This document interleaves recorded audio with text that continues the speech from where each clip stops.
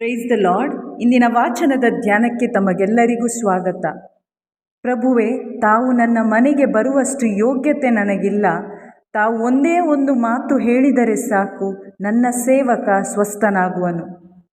ಪ್ರಿಯರೇ, ಇಂದಿನ ಶುಭ ಸಂದೇಶದಲ್ಲಿ ಕಫೆರ್ನೌಮ್ ಊರಿನಲ್ಲಿ ಯೇಸುವಿನ ಮಾತಿನ ಶಕ್ತಿ ಮತ್ತು ಅಧಿಕಾರವನ್ನು ಅರಿತು ಅತಿಶಯ ವಿಶ್ವಾಸ ತೋರಿಸಿದ ಒಬ್ಬ ಶತಾಧಿಪತಿಯ ವಿಶ್ವಾಸವನ್ನು ನಾವು ಧ್ಯಾನಿಸುತ್ತೇವೆ.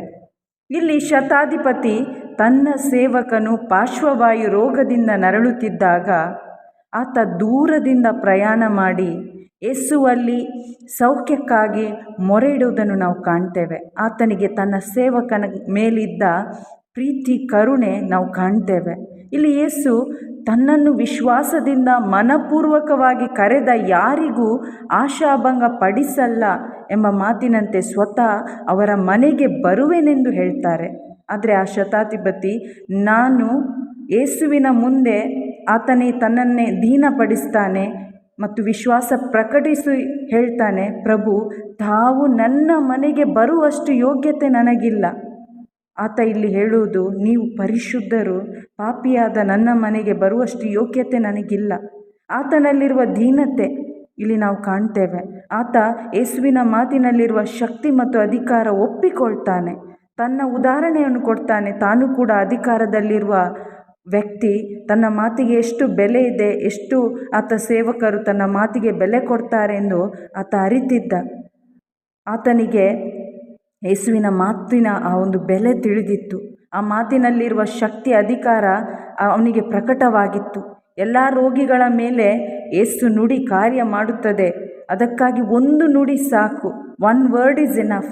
ನನ್ನ ಸೇವಕ ಸ್ವಸ್ಥನಾಗುತ್ತಾನೆ ಎಂಬ ಅಗಾಧ ವಿಶ್ವಾಸ ಮತ್ತು ಆತನ ವಿಶ್ವಾಸದಂತೆ ಯೇಸು ಅಲ್ಲಿ ಕಾರ್ಯ ಮಾಡ್ತಾರೆ. ಮಾತ್ರವಲ್ಲ, ಇಂಥ ವಿಶ್ವಾಸ ನಮ್ಮಲ್ಲಿಯೂ ಯೇಸು ಬಯಸ್ತಾರೆ. ಯೇಸುವಿನ ವಾಕ್ಯದಲ್ಲಿರುವ ಶಕ್ತಿ ಮತ್ತು ಅಧಿಕಾರದ ಪ್ರಕಟಣೆ ಇಂದು ನಮಗಾಗಿದೆಯಾ? ದೇವರ ವಾಕ್ಯ ಜೀವಂತವಾದುದು, ಕ್ರಿಯಾತ್ಮಕವಾದುದು, ಎಂಥ ಇಬ್ಬಾಯಿ ಕತ್ತಿಗಿಂತಲೂ ಹರಿತವಾದುದಾಗಿದೆ. ದೇವರ ನುಡಿಯಿಂದ ಇಡೀ ಜಗತ್ತು ಉಂಟಾಯಿತು. ದೇವರ ನುಡಿಯಿಂದ ಒಣ ಎಲುಬುಗಳು ತುಂಬಿದ ಆ ಪ್ರದೇಶದಲ್ಲಿ ಶ್ವಾಸ ತುಂಬಿ ದೊಡ್ಡ ಸೈನ್ಯವಾಗಿ ಮಾರ್ಪಡಿತು. ದೇವರ ವಾಕ್ಯಕ್ಕೆ ಸೃಷ್ಟಿ ತಲೆಬಾಗುತ್ತದೆ. ಪ್ರಿಯರೇ, ದೇವರ ವಾಕ್ಯ ಯೇಸು ಆಗಿದ್ದಾರೆ.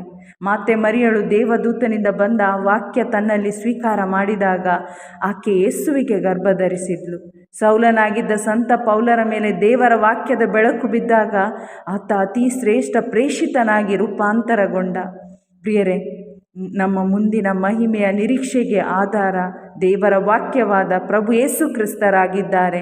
ಇದೀಗಾಗಲೇ ಈ ರಹಸ್ಯವನ್ನು ದೇವರು ನಮಗೆ ತಮ್ಮ ಪ್ರೇಷಿತರ ಮುಖಾಂತರ ಪ್ರಕಟಪಡಿಸಿದ್ದಾರೆ. ಪ್ರಿಯರೇ, ನಾವಿಂದು ನನಗೂ ಈ ದೇವರ ವಾಕ್ಯದ ಪ್ರಕಟಣೆ ಬೇಕು ಎಂಬ ದಾಹದಲ್ಲಿರೋಣ. ನಾವು ಪವಿತ್ರಾತ್ಮರಲ್ಲಿ ಕೇಳೋಣ, ನನಗೂ ದೇವರ ವಾಕ್ಯದ ಪ್ರಕಟಣೆ ಕೊಡಿ.